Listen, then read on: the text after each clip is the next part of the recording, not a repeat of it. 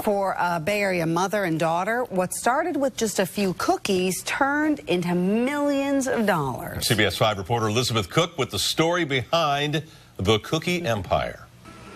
Red velvet, pumpkin pie, double chocolate, shortbread, almond tea, peppermint crunch, and of course, you can't forget the classics. Everybody likes chocolate chip. It's hard to find anyone who doesn't love a good cookie. And that's just what Jennifer Finley and her mom were thinking 13 years ago when they baked up an idea for a business. Those early days baking cookies is just really very fond memories for me. So in their own kitchen, the mother and daughter duo started Too Good Gourmet, a cookie company whose target customer is, well, anyone with a big sweet tooth and little time for shopping. We thought, oh, let's just start baking some cookies here. And of course, much harder than we ever thought. But, here we are today. It didn't take long for Too Good Gourmet to start getting gobbled up. In the first year alone, they were sold in Neiman Marcus. Today, they roll out nearly 9 tons of dough per day and are literally sold in thousands of stores around the world. And it grew into a $9 million a year business. Ray Gerke and his wife hit the Too Good Gourmet factory store in San Lorenzo, and within a couple of minutes, were done with their Christmas shopping. Everything's packed ready for Santa, and it makes it very easy. Jennifer says there's no secret ingredient to their cookies or their success, but it doesn't hurt to add a little flair. It's all about the glitter. In San Lorenzo, Elizabeth Cook, CBS 5. Now our contribution to ABC's Made in America series. And if your sweet tooth is calling you this holiday season, there's an East Bay business that can answer it. As ABC 7 News reporter Wayne Friedman tells us, Too Good Gourmet is a Made in America business with a long reach. Ooh, I love snickerdoodles. Don Quixote chased windmills, Jason of Greek mythology, the Golden Fleece, and Glenn Wong of Oakland is more reasonable. He wants holiday cookie deals. $2. Or how about this house? The packaging alone is worth more than that. Which only begins to explain the daily frenzy at Too Good Gourmet in San Lorenzo. It's a fantasy land of the bright, the cheerful, the tasty, the obsessed. Yeah, she came Saturday, and then she came Sunday, and then Monday. Merry Christmas! Blame it all on the marketing instincts of Jennifer Finley. That's her, the one with the cookies on her desk and the boxes of cookies all around her office. Well, it began as really trying to do one better than the animal cracker. It's a sweet tooth twist on your Made in America theme. Woman earns MBA, learns business with big corporate brands, then in 1998 starts a cookie company because she wanted something to market and sell. Well, just go for it. Just go do it. See if it works and be willing to fail and then change and then try again and fail again and try again. The concept, tasty cookies combined with irresistible homegrown, house-created packaging. I think people are impulsive and they see something they like, they want to buy it. Not that Jennifer and package designer Carrie Kingdon always see eye to eye. You always agree? No. Almost never. Really Almost not. never. Less than that.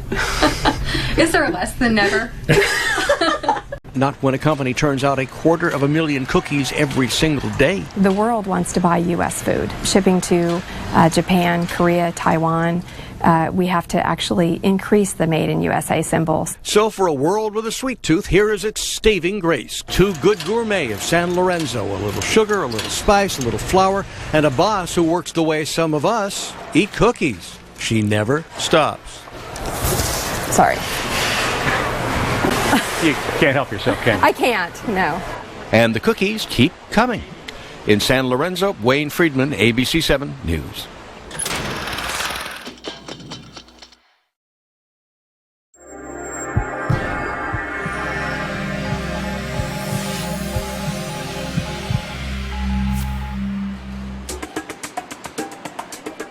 The night crew is going to continue until 10 o'clock. We're doing about 4 pallets an hour. Today, the team at Too Good Gourmet is in production mode, readying their red velvet cookies for the big holiday rush. The first truckload's leaving Monday. Oh, wow. Are we on schedule? As a seasonal business, they face the constant pressure of getting their orders out on time. This is going to all the Costco's in Northern California. It's about 3 truckloads of product. But when they're successful, The financial returns are satisfying.